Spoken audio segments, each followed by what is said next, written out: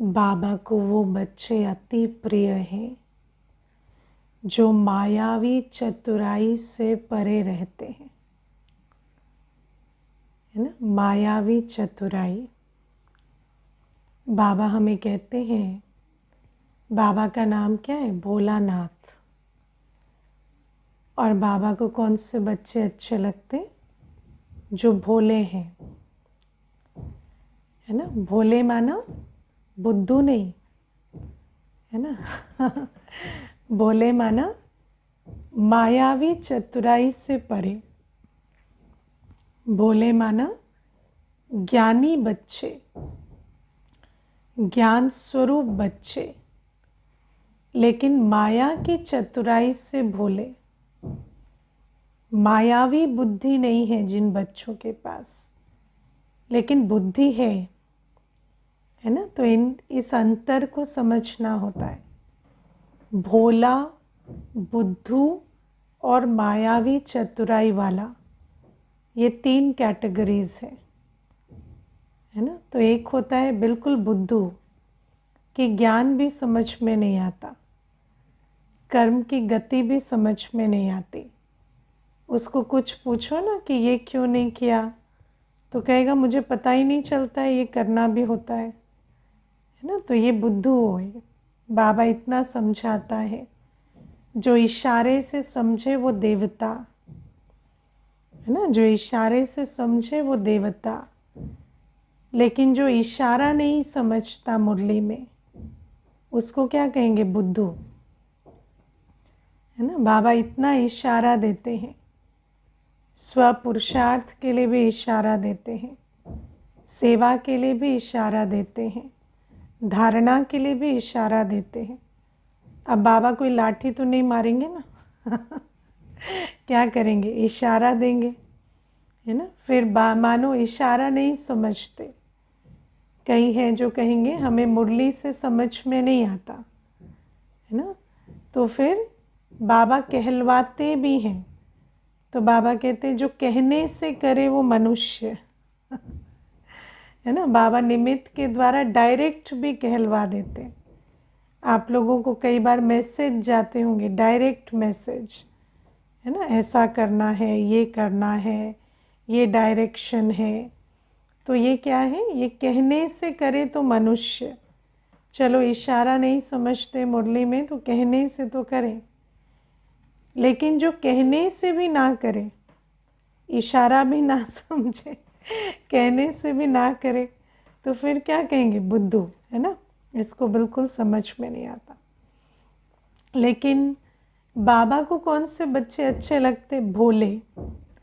भोले माना ज्ञान स्वरूप भी है, कर्म की गति को जान, त्रिकालदर्शी बन, हर कर्म एक्यूरेट करते भी हैं। जो भी बाबा हमें ईश्वरीय मर्यादाएं देते हैं, श्रीमत देते हैं, उस पर एक्यूरेट चलने का और उस श्रीमत को एक्यूरेट समझने का अकल है, उसको कहेंगे भोले। लेकिन मायावी चतुराई नहीं है ना। मायावी चतुराई उन बच्चों में नहीं है, तो उसको कहेंगे भोले। और मायावी चतुराई वाले बच्चे वो बाबा का प्यार नहीं खींच पाते, है ना। मायावी चतुराई वाले जो बच्चे होते हैं ना, वो अपना इतना सोचते हैं खुद ही कि बाबा को भी लगता है इनकी मुझे सोचने की क्या पड़ी। वो अपने बारे में इतना सोच लेते हैं वैसे ही, क्योंकि मायावी चतुराई बहुत है ना। तो मायावी चतुराई क्या होती है? मायावी चतुराई तो बहुत बड़ा सब्जेक्ट है, लेकिन फिर भी थोड़ा बहुत जो आज बुद्धि में आ रहा है वो शेयर करेंगे। तो आप देखो, कई बार मनुष्य समझता है कि मुझे कुछ फ्री में मिल जाए, मुझे कुछ करना ना पड़े, है ना। हम सिर्फ लें दें, कुछ नहीं, है ना। तो उसको क्या समझता है? अच्छा सौदा हुआ मेरा, देना कुछ नहीं पड़ा, हींग लगे ना फिटकरी, रंग आए चोखा, है ना। तो मेरा कुछ नहीं लगा और मुझे सिर्फ फ्री में मिला। तो ये है मायावी चतुराई। लेकिन बाबा कहते भाग्य तो करने से बनता है है ना। भाग्य तो करने से बनता है, और सिर्फ सोचें कि हमें मिले फ्री में, उससे भाग्य नहीं बनता। तो ऐसी मायावी चतुराई जो बच्चे रखते, फिर बाबा का प्यार नहीं खींच पाते, है ना। बाबा का प्यार ही बाबा के आशीर्वाद है, तो वो नहीं खींच पाते क्योंकि मायावी चतुराई है। कामचोरी मायावी चतुराई है ना। कामचोरी जानते हो ना, कोई कर दे, हम बस बैठे रहें, हमें हिलना ना पड़े, हमें करना ना पड़े। लेकिन बाबा कहते जो संगम युग में जितना करेगा वो उतना पाएगा, और जो बैठे रहेगा वो सतयुग में सेवा करेगा। तो सतयुग में सेवा करेंगे अच्छा लगेगा कि संगम युग में सेवा करना ठीक है। तो कामचोरी मायावी चतुराई। कई बार हम समझते हैं कि बस हम बैठे रहें, कोई हमें सब कुछ करके दे दे, हमें कुछ भी करना ना पड़े, है ना। विचार सागर मंथन तक ना करना पड़े, सब कुछ मिल जाए, किया कराया, है ना। तो ऐसे नहीं होगा। मंथन सुनेंगे ठीक है, पर जो करेंगे उससे आपको फायदा होगा, है ना। फिर मायावी चतुराई क्या है? अच्छा बने नहीं, अच्छा दिखे, है ना। अच्छा बनने का पुरुषार्थ नहीं करते, अच्छा दिखने का पुरुषार्थ करते। पुरानी दुनिया में यही चतुराई चलती है ना, खुश रहो मत, खुश दिखो, है ना। स्वमान में रहो मत, ऐसा दिखो कि सब सम्मान दे, है ना। तो वो जो बनो मत दिखो, ये भी मायावी चतुराई है। कई बार तो चार्ट में भी झूठ लिख के भेज देंगे कि दीदी को पता नहीं चलना चाहिए, भाग्य बने ना बने वो छोड़ो, बस दीदी को पता नहीं चलना चाहिए कि अमृत वेले सो रहे थे। तो चार्ट जो लिखेंगे, चार्ट क्यों लिखते हैं? अपनी उन्नति के लिए लिखते हैं ना, या फिर लिखेंगे ही नहीं, वो और एक मायावी चतुराई है ना। लिखेंगे ही नहीं, कि लिखेंगे तो सच लिखना पड़ जाएगा, तो फिर इमेज खराब हो जाएगी। तो भाग्य तो बना नहीं, इमेज क्यों खराब हो जाए? तो इमेज तो बनी रहे ना। लेकिन इमेज बनाकर क्या करेंगे, है ना। इमेज से कुछ नहीं होगा, भाग्य बनाने की बेला है। तो कम से कम चार्ट लिखेंगे रोज तो शर्म आएगी। तो कुछ करेंगे, है ना। मुझे एक भाई चार्ट भेजने लगे, फिर 2-4 दिन भेजा, फिर नहीं भेजा। फिर मैंने कहा क्यों नहीं भेजा? तो कहते हैं कुछ करता नहीं हूँ ना, तो भेजना बंद कर दिया। तो मैंने कहा कुछ करता नहीं हूँ तो करो ना। लिखना बंद कर देने से क्या सल्यूशन होगा? तो माया क्या कहती है ना, करो भी मत, लिखो भी मत, भेजो भी मत, है ना। इज्जत तो बची रहेगी, बाकी छोड़ो, है ना। बाकी भाग्य तो जो बन रहा है सो बन रहा है। लेकिन ये चतुराई नहीं है। लिखो, और फिर अगर लज्जा आती है तो करो। जब अटेंशन आता है ना कि अभी शाम को क्या लिखेंगे, तो फिर योग करो बैठ के, ताकि लिखने में कुछ हो कि हाँ हमने इतना योग किया या ये सेवा की। तो बाबा कहते हैं कि ये मायावी चतुराई है कि अच्छा बनो मत, अच्छा दिखो। और क्या होती है मायावी चतुराई? धन कमा ले, दुआएं कमाए या ना कमाए कोई फर्क नहीं पड़ता, है ना। माया क्या कहती है? धन बड़ी चीज है, दुआएं बड़ी चीज नहीं है ना। तो कुछ भी करके आज धन मिल जाए तो मनुष्य सोचता है कि हाँ मैंने अच्छा प्रॉफिट कर लिया या कुछ कर लिया। लेकिन वो जो दुआओं का खाता नेगेटिव में जा रहा है उसका क्या, है ना। तो आज मनुष्य उल्टी रीति से कई बार धन कमाता है ना। किसी को दुख देकर, पाप कर कर, गला काट कर, हर प्रकार से धन कमा रहा है, छल कपट से धन कमाता है ना। तो ये भी क्या है? लौकिक संसार में ये बहुत होता है। तो बाबा कहते ये सब मायावी चतुराई है। व्यक्ति खुश होता है कि हमने तो कमा लिया, तो वो भी क्या है, माया कहती है कि हाँ तुम्हारा प्रॉफिट हुआ। लेकिन अगर त्रिकालदर्शी होकर देखें तो क्या हुआ, हमने तो बहुत सारी दुआओं का ऑपोजिट कमाया और कल उसका खाता भी देना पड़ेगा। मैं आपको एक भाई की बात बताती हूँ।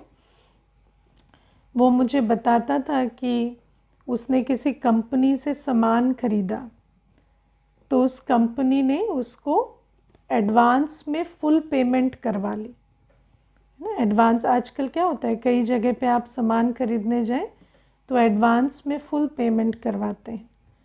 और उन्होंने कहा कि 10 दिन में डिलीवरी हो जाएगी, लेकिन उस डिलीवरी को 4 महीने लगे। 10 दिन में डिलीवर करने वाला सामान 4 महीने में डिलीवर हुआ। और वो व्यक्ति जब भी फ़ोन करता या उस दुकान पर विज़िट करता तो बड़े कूल तरीके से बैठे होते और ऐसे व्यवहार करते कि हमारा क्या ही बिगाड़ लोगे, अब हमने तो पेमेंट तो ले ही ली है ना, तो अब वेट करने के अलावा आपके पास क्या ही तरीका है। और मानो वो कोर्ट में भी जाए या कुछ भी जाए तो और ही उसका खर्चा होना है ना तो उसके पैसे ही लगेंगे। तो वो व्यक्ति भी चुपचाप, है ना, क्या करेगा, आप 4 महीने वेट करता रहा। लेकिन जब 4 महीने बाद उसका सामान डिलीवर हो गया तो उस टाइम पे मालूम पड़ा उस कंपनी की सबसे अच्छी एम्प्लॉई ने कंपनी छोड़ दी थी, जिसके कारण सबसे अच्छी सेल होती थी उनकी, है ना। और ये तो साथ साथ में पता लगा। लेकिन कई बार क्या होता कि कर्म करने वाला ये नहीं समझ पाता कि हम कर्म कर रहे हैं तो उस कर्म से हम कोई प्रॉफिट कमा रहे हैं, लेकिन उस प्रॉफिट के साथ अगर हम दुआएं नहीं कमा रहे तो फिर क्या होता, हमारी असली कमाई नहीं हुई। लेकिन माया क्या कहती, छोड़ो दुआओं को, है ना, पैसा आ जाए वो बहुत है तो ये भी माया की चतुराई है। फिर मायावी चतुराई क्या होती, अगर आप पावरफुल पोजीशन में हैं तो अपने पावर को मिसयूज़ करो। पावरफुल पोजीशन में पावर को मिसयूज़ करो, क्योंकि उस समय पर कोई आपको कुछ कह नहीं सकता, है ना। तो मनुष्य क्या सोचता है, कोई कह नहीं रहा, कोई कह सकता नहीं है, तो इसका मतलब मैं ठीक ही कर रहा हूँ। लेकिन कर्म की गति क्या कहती है, कोई अगर उस पोजीशन में भी नहीं है कि आपका सामना कर पाए या आपको कोई जवाब दे पाए, तो भी आपका कर्म तो बिगड़ ही रहा है ना। तो मानो आप पावरफुल पोजीशन में, अब माता पिता भी क्या है, 2 थप्पड़ लगाने में पीछे नहीं हटते, है ना, क्योंकि बच्चा छोटा है, कुछ कर नहीं सकता, तो थप्पड़ क्यों लगाना है। या ये जो हिंसा यूज़ करते हैं या किसी को अपनी पावरफुल पोजीशन का फ़ायदा उठाकर अपना क्रोध या अपना कोई, है ना, कोई अपना जो क्या कहें प्रेजुडिस जो है वो उसको व्यक्त करते और किसी का शोषण करते, तो ये सब भी क्या है, ये मायावी चतुराई है। और व्यक्ति सोचता क्या है कि सामने वाला कुछ कह नहीं रहा तो इसका मतलब मैं कुछ गलत नहीं कर रहा, लेकिन सामने वाला कह इसलिए नहीं रहा क्योंकि वो कह नहीं सकता, उसकी पोजीशन नहीं, है ना। लेकिन ऐसा नहीं कि कोई कह नहीं रहा तो आप गलत नहीं कर रहे, तो इस बात को समझना होता है। ये मायावी चतुराई है। देह अभिमान आपको कहता है ना। हम लोग तो उस कल्चर में पलते बढ़ते हैं ना, जहाँ दूध देने वाली गाय लात मारती है, कहते हैं ना दूध देने वाली गाय 2 लात मारेगी भी तो सहना पड़ता है। तो हम सोचते हैं अच्छा भाई दूध दे रहे हैं तो लात क्यों नहीं मारेंगे, है ना। तो कुछ ना कुछ तो समझते राइट है कि अगर हम किसी को बेनिफिट दे रहे हैं, अगर किसी को सैलरी दे रहे हैं, अगर कोई हमारे नीचे रहता है तो उसको 2 उल्टी बातें सुनाना, 2 कड़वी बातें सुनाना या उसके साथ दुर्व्यवहार करना, ये तो हमारा अधिकार है। तो ये भी क्या है, मायावी चतुराई है। जस्ट बिकॉज आपको कोई कह नहीं सकता तो आप उसका पूरा फ़ायदा उठा रहे हैं। तो लेकिन बाबा कहते हैं कि ये भी क्या है कि जो ज्ञानी तो आत्मा है, जो ज्ञानी तो आत्मा है वो समझती है कि ये नम्रता नहीं है, है ना, ये ईश्वरीय गुण नहीं है। और अगर ये ईश्वरीय गुण नहीं है, नम्रता नहीं है, तो फिर हम पूज्य नहीं बन रहे, हम भाग्य नहीं बना रहे। इससे किसी को दुख देंगे तो दुख मिलेगा। तो ये भी मायावी चतुराई है। इसके बाद क्या है, मायावी चतुराई और मान शान की इच्छा में रहना, है ना। मायावी चतुराई क्या कहती है कि सेवा करते हैं तो सेवा का प्रत्यक्ष फल, भविष्य फल तो छोड़ो, सेवा का प्रत्यक्ष फल खुशी शक्ति नहीं, सेवा का प्रत्यक्ष फल हमें मान शान मिलना चाहिए, है ना। तो मायावी चतुराई क्या कहती है, मेरा नाम हो, मेरा मान हो, प्रत्यक्ष फल खुशी शक्ति मिले दुआओं से, वो नहीं सोचते। क्योंकि बाबा कहते हैं कि जो सेवा करता है उसको प्रत्यक्ष फल, भविष्य फल दोनों मिलता है। प्रत्यक्ष फल खुशी और शक्ति मिलती है, भविष्य फल मिलता है कि हमें राजाई मिलती है। लेकिन मायावी चतुराई कहती है भविष्य फल छोड़ो, खुशी शक्ति छोड़ो, क्या चाहिए, मान शान चाहिए। हम पॉपुलर हुए कि नहीं, हमें 10 लोगों ने जाना कि नहीं, हमने सेवा की, कहीं वो गुप्त तो नहीं रह गई, है ना। तो उस चक्कर में बहुत रहते हैं। और इसीलिए ये जो मान शान के चक्कर में रहते हैं, तो बाबा कहते फिर बाबा का प्यार ही नहीं खींच पाते, और वो सेवा थोड़े दिन ही चलती है और फिर उस सेवा के लायक भी नहीं रहते, है ना। कई ऐसे होते हैं, कोई सेवा करेंगे तो थोड़े दिन बाद उसमें अपना नाम लिखना शुरू, है ना, उसमें मान ढूंढना शुरू, ये सारी चीज़ें होती है। फिर क्या होता है, वो सेवा बंद हो जाती है, अपने आप ही बंद हो जाती है, किसी को कुछ कहना भी नहीं पड़ता, क्योंकि अंदर ही अंदर इतने अपने संकल्पों के उफान में रहते हैं कि उन संकल्पों से ही अपनी सेवा को रोक देते हैं। तो बाबा कहते ये भी क्या, मायावी चतुराई। माया कहती है अगर तुम्हारे फॉलोअर्स नहीं बढ़े, तुम्हारा नाम नहीं हुआ, तुम्हें किसी ने रिकग्नाइज नहीं किया, तो तुमने क्या सेवा की, है ना। तो ये सारा सामने रहने की इच्छा या प्रत्यक्ष होने की, कलयुग में प्रत्यक्ष होने की इच्छा, ये जो है ये नाम मान शान की इच्छा भी मायावी चतुराई होती है।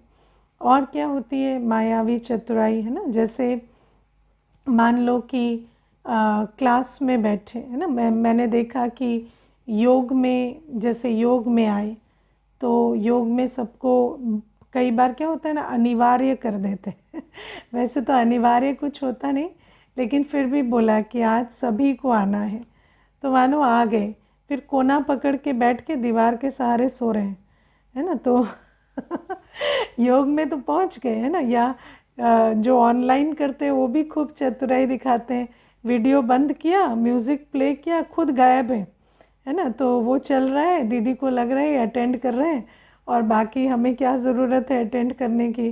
तो इस प्रकार से भी कोई एग्ज़ाम थोड़ी हो रहा है कि कितना योग किया या क्या हुआ। तो ये सब क्या है, मायावी चतुराई, कि बस लगे कि हम कर रहे हैं, बाकी हो या ना हो कोई फ़र्क नहीं पड़ता, है ना। मुझे याद है एक कन्या आती थी, तो उसको माता पिता ज़िद करके ले आते थे सेंटर की, तुम्हें मुरली क्लास में जाना ही है या क्या। तो वो आते ही ना एकदम साइड की एक सीट पकड़ेगी और बिल्कुल कंधा लगाएगी दीवार के सहारे और मस्त सोएगी, आँख कभी खोलेगी कभी बंद करेगी और खूब सोएगी पूरी मुरली क्लास में, और उसकी अटेंडेंस पूरी, है ना। क्यों, क्योंकि अगर वो नहीं आएगी तो उसका वाईफाई बंद किया जाएगा घर में, या जो भी उसका पनिशमेंट था कि ये वाली चीज़ें तुम्हारे साथ करेंगे अगर नहीं जाओगे क्लास में। तो वो भी क्या है, मायावी चतुराई की, हम पहुंच तो जाएंगे पर सुना कर तो देख लो मुझे, सुनेंगे हम कुछ भी नहीं, है ना। तो ये भी क्या है कि अब ज्ञान क्या कहता है कि अगर मेरा ड्रामा ऐसा है कि मुझे कोई ज़बरदस्ती ही लेकर जा रहा है, तो कम से कम जब मैं बैठी हूँ तो सुन लूँ, है ना। मुझे याद है मैं एक बार एक टीनेजर्स का प्रोग्राम करा रही थी, तो उसमें मैंने उनको पूछा कि आप में से कौन कौन है जो ज़बरदस्ती आए हैं माता पिता के भेजने से, और कौन कौन है जो स्वेच्छा से आए हैं। तो उसमें से आधे हाथ उठाए कि हम तो ज़बरदस्ती आए हैं, है ना। तो तो मैंने उनको कहा मुझे भी यहाँ ज़बरदस्ती ही बिठाया है, आपको शायद मालूम नहीं होगा, आप पे जैसे ज़बरदस्ती है मुझ पे भी है, लेकिन अभी क्या है कि अगर आप भी पहुँच ही गए हैं और हम भी पहुँच ही गए हैं तो क्या करेंगे। तो कहते तो सुन लेंगे, आपको जो कहना है वो कह दीजिए, हम सुन लेंगे। तो क्या है, ये भी एक विजडम होती है ना, कि अगर हम पहुँच ही गए हैं कहीं और हम उसको रोक ही नहीं पाए, तो कम से कम जो भी सुनाया जा रहा है या किया जा रहा है वो सुन ही लें, तो या देख ही लें। तो बाबा कहते हैं इतनी भी अगर समझ नहीं होती, ये भी एक विजडम है कि अगर हम हैं तो कम से कम सुन लें। तो बाबा कहते हैं इतनी भी समझ नहीं है तो फिर मायावी चतुराई है कि बैठा पर कुछ भी सुना नहीं, है ना। तो ये सारी मायावी चतुराई के भिन्न भिन्न तरीके हैं। फिर मायावी चतुराई में कई बार बहुत प्रकार के पाप हो जाते हैं। जैसे बाबा कहते हैं कि इंद्र सभा में पतित आकर छुप कर बैठ जाए, है ना, अपने बारे में बताएं नहीं। कई ऐसे होते हैं कि हम पवित्रता की धारणा करते हैं, करके चले जाते हैं मधुबन भी, और वो भी बाबा मिलन में। तो ये भी क्या है, ये भी माया कहती है क्या फ़र्क पड़ता है। मुझे याद है एक भाई थे, तो ऑफिस में क्लास कराती थी, उस टाइम पे वो भाई ऑफिस में क्लास करते थे। तो उन्होंने कहा मुझे मधुबन जाना है। तो मैंने कहा आपको तो धारणाएं हैं आपकी पवित्रता की, शुद्ध भोजन की। तो मुझे कहते कि नहीं, पर उसकी क्या ज़रूरत है। तो मैंने कहा नहीं, जहाँ तक मुझे पता है तो है ज़रूरत और आपको कुछ और मालूम है तो आप बता सकते हैं। तो मुझे कहते कि मेरा तो एक फ्रेंड है, वो तो हर बार बाबा मिलन में जाता है और उसके अंदर तो कोई भी धारणा नहीं है। तो मैंने कहा कि ये बात उसने आपको बताई। तो कहते हाँ। तो मैंने कहा ठीक है, आज उसको जाके एक प्रश्न पूछना कि उसने ये बात अपनी दीदी को बताई है। वो जो जाता है बाबा मिलन, तो उसको पूछना उस मित्र को कि ये बात वो बता कर जाता है सेंटर पर। तो उन्होंने कहा ठीक है, मैं पूछ लूँगा। तो उन्होंने पूछा, तो फ्रेंड कहता है तुम भी जाकर क्यों बता रहे थे ये, मैं किसी को बताता थोड़ी हूँ, मैं तो ऐसे ही चला जाता हूँ, तुम मित्र हो तो मैंने तुम्हें बता दिया था। तो अब आप, तो फिर मैंने उस भाई को कहा आप तो सरकारी अफसर हैं, आपको तो मालूम होगा ना कि झूठ बोल के जो काम किया जाता है वो गलत होता है ना। तो वो तो झूठ बोल के कर रहा है और आप सोचते हैं आप डंके की चोट पे ऐसे बोल के चले जाएंगे तो ऐसे तो नहीं होगा ना।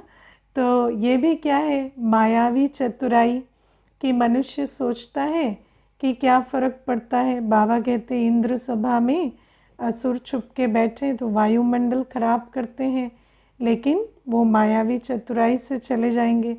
तो बाबा कहते हैं इस प्रकार की कई चीज़ें माया हमें कहती है कि इससे क्या हो जाएगा। शॉर्ट टर्म गेन को माया बहुत इम्पोर्टेंस बताती, मान शान लाभ, है ना, या ट्रिप हो गई, बाबा मिलन घुमाए, या कुछ ऐसा तो नहीं है कि अगर धारणा नहीं है तो मधुबन नहीं जा सकते, जा सकते हैं।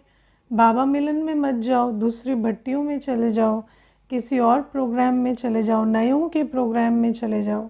तो बाबा कहते हैं भट्टियाँ भी नयों की भी होती है, पुरानों की भी होती है, हर प्रकार के प्रोग्राम होते हैं। तो बाबा कहते हैं कि इस प्रकार से जो बच्चे सच्चाई सफाई से नहीं चलते, है ना, जो बच्चे सच्चाई सफाई से नहीं चलते, जो बच्चे सच्ची दिल नहीं रखते, मायावी चतुराई से चलते हैं, तो ऐसे बच्चे बाबा का प्यार नहीं खींच पाते। और जो भोले बच्चे हैं ना बाबा के ज्ञान स्वरूप, जो बाबा कहता है वो करते हैं, कायदों पर चलते हैं, बाबा को ऐसे बच्चे बहुत अच्छे लगते हैं। और बाबा का प्यार संगम युग की सबसे बड़ी गिफ्ट है ना। क्योंकि वैसे भी संगम युग में मैं समझती हूँ आज जो दुनिया का हाल है, आज आपको कोई प्यार करे, सच्चा प्यार, इससे बड़ी गिफ्ट कोई नहीं है। और बाबा का प्यार तो उन्नति कराने वाला, स्वमान भरने वाला है। आज तो कोई देहधारी प्यार भी करता है तो क्या करता है, रोज़ आपको आपकी एक कमी याद दिला देता है ना, आपको स्वमान थोड़ी जगाता है। लेकिन बाबा का प्यार संगम युग की सबसे बड़ी प्राप्ति है। तो मायावी चतुराई से बहुत दूर रहना है। छोटे फायदे के पीछे अपना भाग्य नहीं गंवाना है। छोटे फायदे के पीछे अपनी अतीन्द्रिय सुख की स्थिति नहीं गंवानी है। ये जो अतीन्द्रिय सुख का अनुभव है और कमाई है भाग्य की, ये बड़ी चीज़ है। ये छोटी छोटी बातें कोई बड़ी चीज़ नहीं है ना। तो इनके पीछे उसको नहीं गंवाना। और प्यारे बाबा आज हमें कहते हैं कि पूज्य बनने का पुरुषार्थ है ना। तो बाबा कहते हैं पूज्य कौन बनेंगे, जो इस समय बाप के साथ भारत को पावन बनाने की, विश्व को पावन बनाने की सेवा करेंगे, है ना। लेकिन पावन बनाने की सेवा कैसे होती है, पावन बनने से, है ना। सबसे बड़ी बात क्या है, पावन बनाएंगे कैसे विश्व को, जब खुद पावन बनेंगे। इसीलिए सबसे पहली चीज़ अपनी पवित्रता की धारणा, संपूर्ण पवित्रता, चाहे नैनों की, चाहे कान की, मुख की, हर इंद्री की। इसीलिए जब हमारा गायन होता है, पूजन होता है, तो हमारे स्वरूप में भी क्या दिखाते हैं, कमल, चरण, है ना, कदम में पदम, है ना, कमल आसन, कर्ण कमल, नैन कमल, मुखारविंद। तो हर इंद्री को कमल के रूप में दिखाते हैं। और वो जो चित्र हमारा बनता है उसका आधार क्या है, संगम युग पर हर इंद्री की पवित्रता। और सबसे बड़ी बात है ना, कमल आसनधारी बनना, संकल्पों की, आत्मा की पवित्रता, आत्मा का मन बुद्धि पवित्र बने। तो बाबा कहते ऐसे पवित्रता की धारणा करेंगे तो फिर किसी को पावन बनाएंगे। सारी दुनिया को पावन बनाने का आधार क्या है, स्व की पवित्रता की धारणा। बाबा के अंदर ऐसा क्या है जो बाबा सारे विश्व को पावन बना पाते हैं, है ना। बाबा खुद पवित्रता का सागर है ना। पवित्रता आप किसी को सिखा नहीं सकते। आप स्वयं जब परम पवित्र है ना, तो आपके सम्मुख आने वाली आत्मा को भी ऐसे संकल्प आते हैं कि हमें ऐसा बनना है। आपकी पवित्रता उनको इन्फ्लुएंस करती है। पवित्रता में बहुत सुंदरता, दिव्यता, आकर्षण होती है। तो वो जो पवित्रता की आकर्षण है ना, वो दूसरे को पवित्र बनने की प्रेरणा देती है ना। क्योंकि पवित्रता का पुरुषार्थ तो बहुत गहरा है ना। पवित्रता के पुरुषार्थ के लिए तो इंद्रिय जीत बनना पड़े, कर्मेंद्रिय जीत बनना पड़े। तो इंद्रिय जीत, कर्मेंद्रिय जीत कौन बनना चाहता है, कोई नहीं बनना चाहता, क्योंकि विकारों की खींच इतनी होती है। लेकिन जब आप अपने जीवन में पवित्रता की धारणा करते हैं ना, तो एक आत्मा को प्रेरणा होती है कि मुझे ऐसा बनना है, तो उसके लिए कुछ भी करना पड़े तो मुझे करना है। तो बाबा कहते हैं इसीलिए ये जो पवित्र आत्माएं होती हैं ना, ये जैसे एक आईना बन जाती हैं, जिससे आत्मा को अपनी अपवित्रता की समझ भी मिलती है और पवित्र बनने की प्रेरणा भी मिलती है। तो बाबा इसीलिए कहते हैं कि पावन बनाने की जो इस समय सेवा करेंगे वो पूजनीय बनेंगे। दूसरी बात आप देखो, हमारे पूज्य स्वरूप में क्या दिखाते हैं, पूज्य स्वरूप के जो चित्र हैं उनमें अस्त्र शस्त्र दिखाते हैं, है ना। उनमें हमेशा अस्त्र शस्त्र दिखाते, चक्र दिखाएंगे, तलवार दिखाएंगे, है ना, या तो बाबा के त्रिशूल दिखाएंगे। तो बाबा कहते हैं ये जो अस्त्र शस्त्र किसका प्रतीक है, शक्तियों का प्रतीक। बाबा हमें अस्त्र भी देते हैं और शस्त्र भी देते हैं। अस्त्र क्या होते हैं, ज्ञान बिंदु, और शस्त्र क्या होते हैं, शक्तियाँ। ठीक है। तो बाबा हमें अस्त्र भी देते हैं और शस्त्र भी देते हैं। जैसे त्रिशूल क्या है? 3 बिंदुओं का प्रतीक है, आत्मा, बाबा और ड्रामा का ज्ञान। ये हमारा अस्त्र है। तो बाबा कहते हैं ये जो 3 बिंदुओं का ज्ञान हम अभी धारण करते, इसके आधार से हम पवित्र रहते, इसके आधार से हम पावन बनाते। पावन बनाने के लिए पावन बनना पड़ेगा, लेकिन अगर 3 बिंदुओं का अस्त्र नहीं धारण किया है तो कैसे पावन बनेंगे? बन सकते? फुल स्टॉप लग नहीं रहा, क्वेश्चन मार्क पे क्वेश्चन मार्क, एक्सक्लेमेशन मार्क पे एक्सक्लेमेशन मार्क, तो फिर कैसे पावन बनेंगे? तो बाबा कहते हैं कोई भी परिस्थिति आई, सबसे पहले कौन सा बिंदु लगाओ? मैं आत्मा, ये आत्मा है ना, इसका संस्कार, इसका कर्म है ना, मुझे उसमें संकल्प नहीं चलाने। दूसरा बिंदु लगाओ, ईश्वरीय संतान है तो उसमें ज़रूर कोई ना कोई गुण है, उसको देखने की कोशिश करो। दोनों भी बिंदु काम ना करे तो ड्रामा का बिंदु, कि जो भी हो रहा है कल्याणकारी हो रहा है, भले मुझे समझ में आए या ना आए, ऐसे करके अपने को छुड़ाना है। तो बाबा कहते पावन बनने और बनाने वाली आत्माओं के पास अस्त्र शस्त्र ज़रूरी है। जिसका स्वदर्शन चक्र चलता ना हो, है ना, उसका परदर्शन चक्र ज़रूर चलेगा, और जिसका परदर्शन चक्र चलेगा वो पावन तो रहेगा नहीं।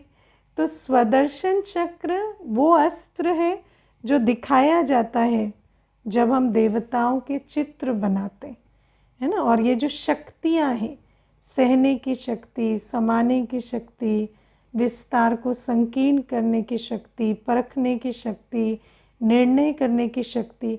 आप देखो परखने की शक्ति कितनी बड़ी चीज़ है। मुझे एक माता कहती थी कि देखो दीदी, मेरी जो सास है ना, वो बहुत बहुत कंप्लेन करती है हर बात में।